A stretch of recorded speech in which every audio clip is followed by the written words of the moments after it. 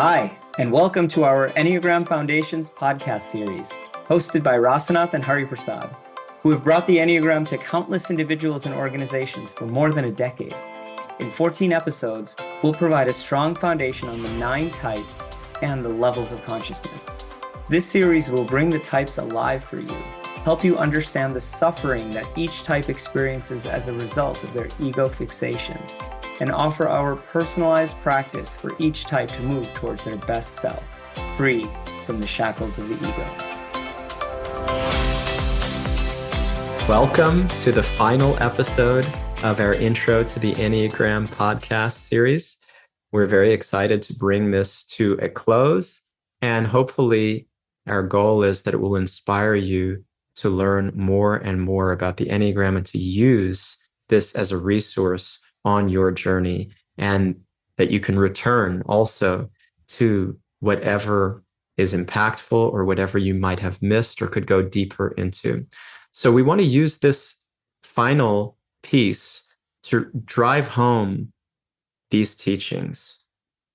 How do we most effectively use what we've learned in the Enneagram, Rasanath? Thank you, Hari Prasad. For me, as I have stated this in other episodes too, I began my Enneagram journey mistyping myself. And over time, then grew to understand what my type is. And what I have discovered over the years is that the more we apply the lens of the Enneagram to our personal lives, the richer our understanding of our own type is.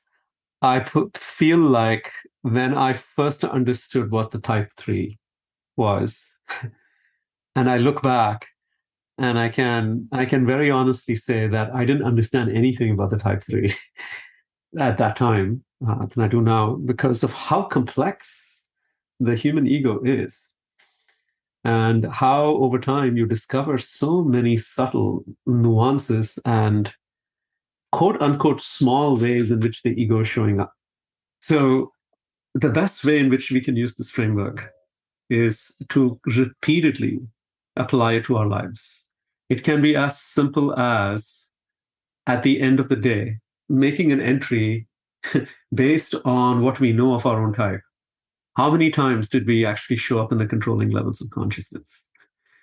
And we will see a good list.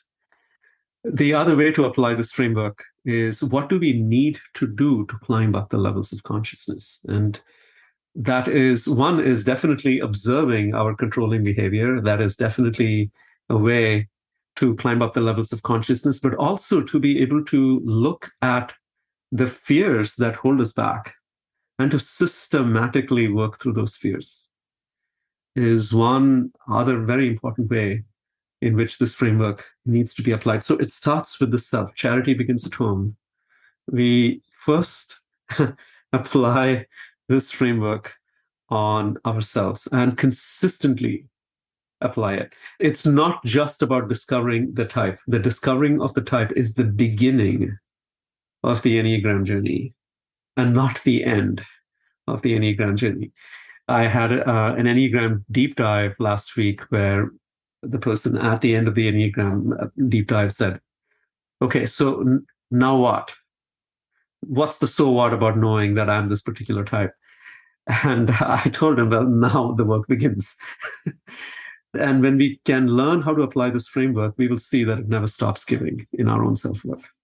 Yeah, it's constantly building our knowledge into realization, learning more, applying it to ourselves, seeing how this is affecting me, seeing how this is affecting others in my life, the behavior, the motivation, the fear that I am suffering from, that I am putting out into the world, and really being able to own it at deeper and deeper levels. The growth doesn't stop until we're liberated from the ego altogether.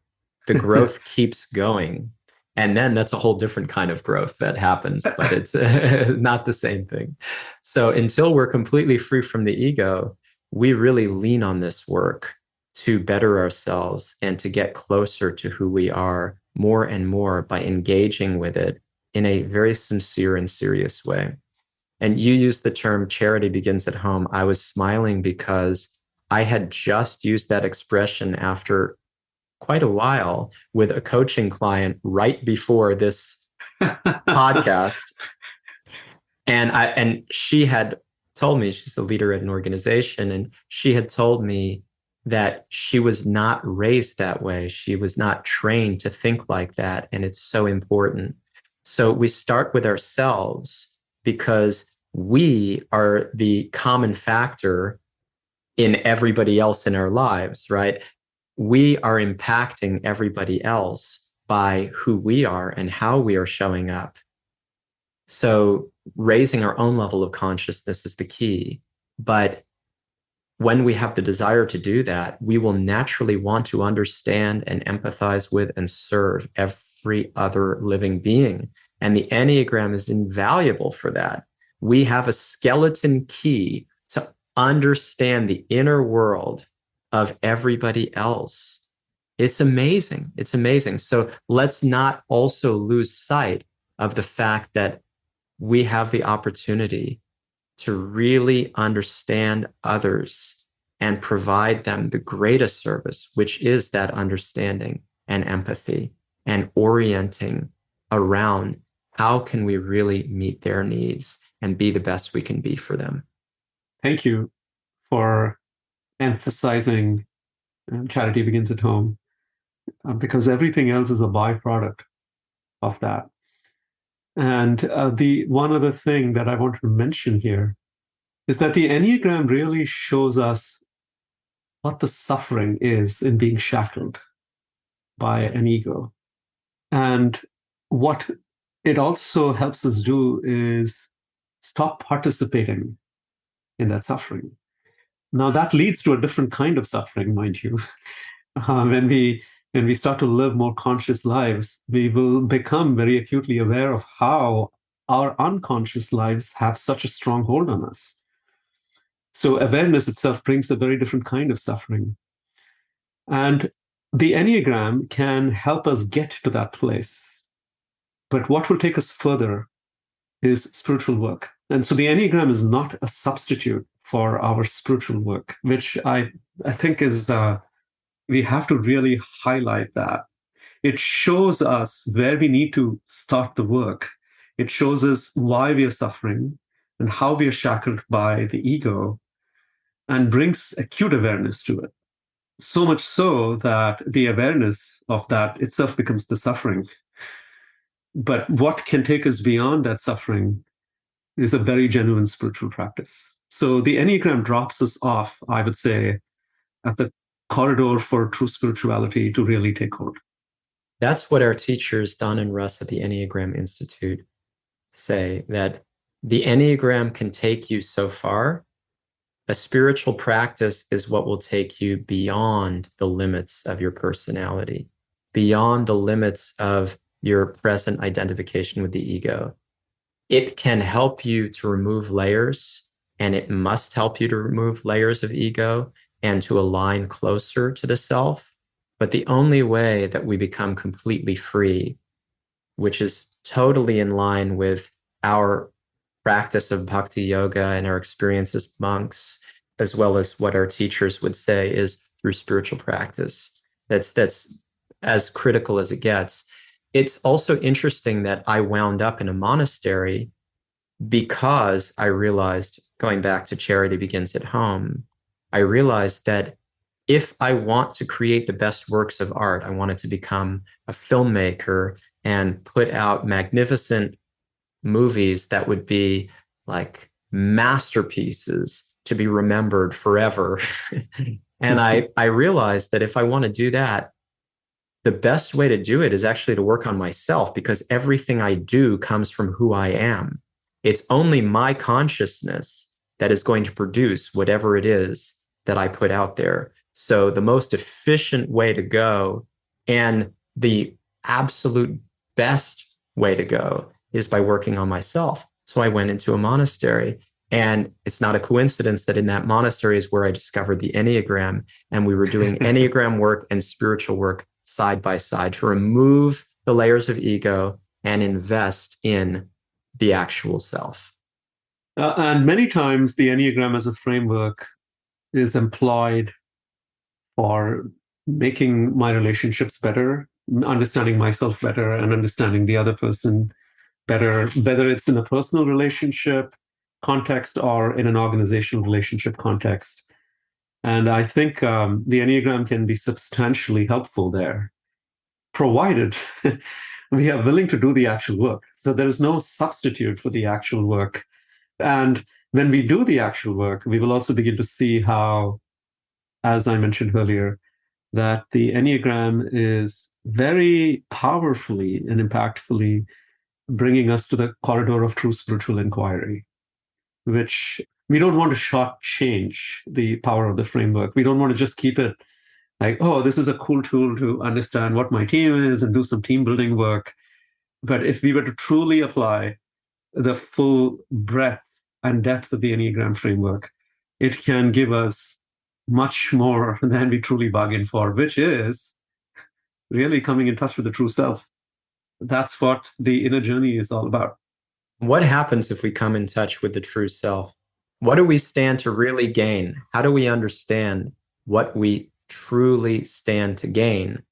Complete freedom from suffering and an experience of unfathomable love for everybody that we see. Again, these are, when I use those words, when I speak those words right now, it may seem very ethereal, but ultimately, when we do get there, it's like the taste of any dish lies in actually tasting it.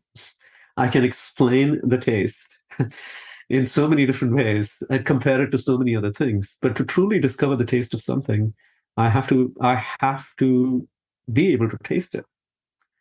So what I'm attempting to do here is give a sense for what it will feel like when we truly are free from the shackles of the ego, which is the experience of complete freedom from suffering and an experience of uninterrupted, unconditional love for not just other human beings, but every single species of life, which is the true characteristic of the self. So, how do we take our next step? There are a few things that we would really like to recommend to our audience. We have put together the series with a certain intent in mind in terms of how this series can be used.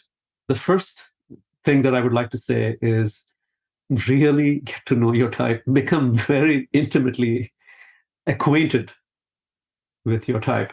And that comes by repeated hearing about your type and repeated reading of your type and wing.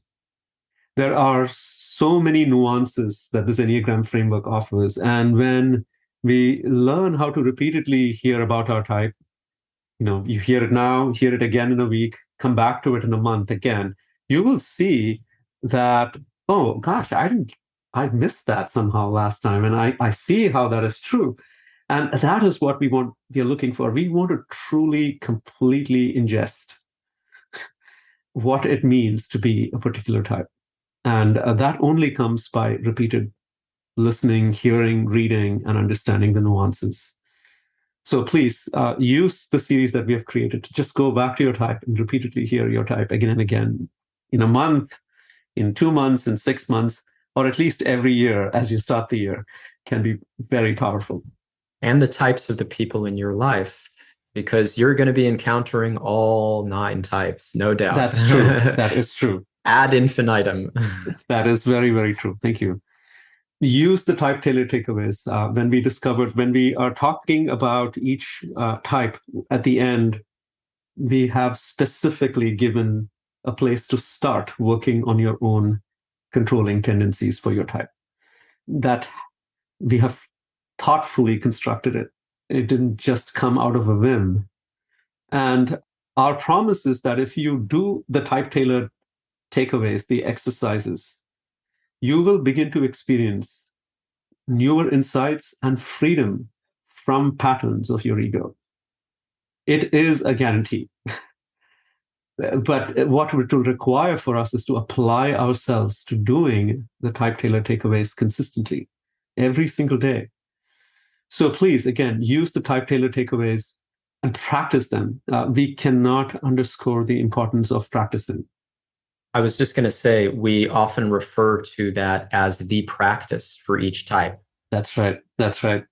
Because it needs to be repeatedly undergone in order to elevate our consciousness and help us to become more aware and really inhabit a better version of ourselves, a more complete, honest, fulfilled, knowledgeable, caring version of ourselves. That type tailored takeaway, or the practice that we've boiled down everything to for the type, is really remarkably beneficial. It's exactly the next step for your type. It's not everything. There's plenty to work on. There's plenty to work on, no shortage. It's really a universe when you discover things about yourself. But it is exactly that. It's the next step, and it's always relevant, and it's simple. It's very tangible. It's very easy to see how this is central for me to work on. And in doing the type Taylor takeaways, we will generate the practice of seeing the controlling tendencies of our ego. Again, that is not necessarily limited to the one single takeaway that we have been giving, but we have to develop the habit of being able to see our controlling tendencies coming up. And they are around, they are there every time. It's happening to me as I am doing this podcast. I am experiencing some of my own controlling tendencies of the ego, specifically around my own type. And in being able to develop the eyes and the ears to see it, it takes practice.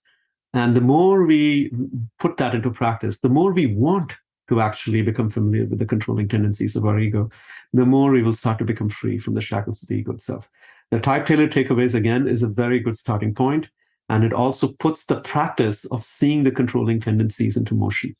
And when you go back and you listen to these recordings, at the end of each episode, you'll hear us refer to the practice for the type. Key in on that and take that to heart. It's a really, really strong way to get momentum and keep growing. Is there anything else that we should know as we close this series and we take these teachings with us? Just re-emphasizing that the main use of the Enneagram work is not to just discover your types. The main work here is to climb up the levels of consciousness, to become the healthiest version of ourselves that we can be. I wouldn't necessarily say, again, I have to correct myself, not the version, to come close to who we truly are is the right way to say it.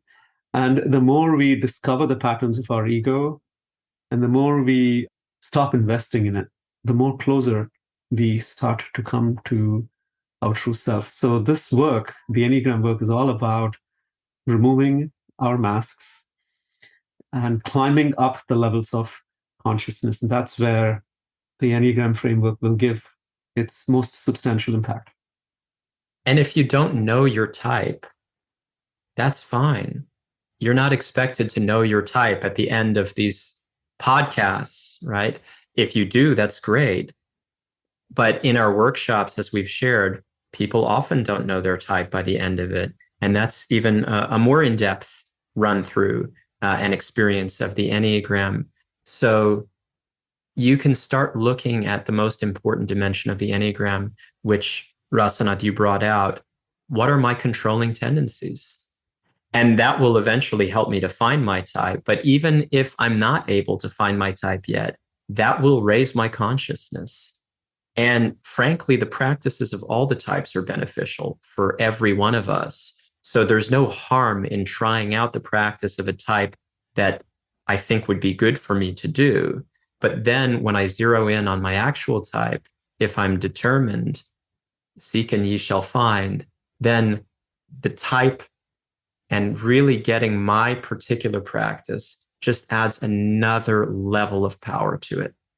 So we're looking at our consciousness, whether we have our type or we don't have our type. The most important dimension is always consciousness. And we don't have to feel stymied by the fact that we don't have our type. There's plenty of growth to be had before that stage.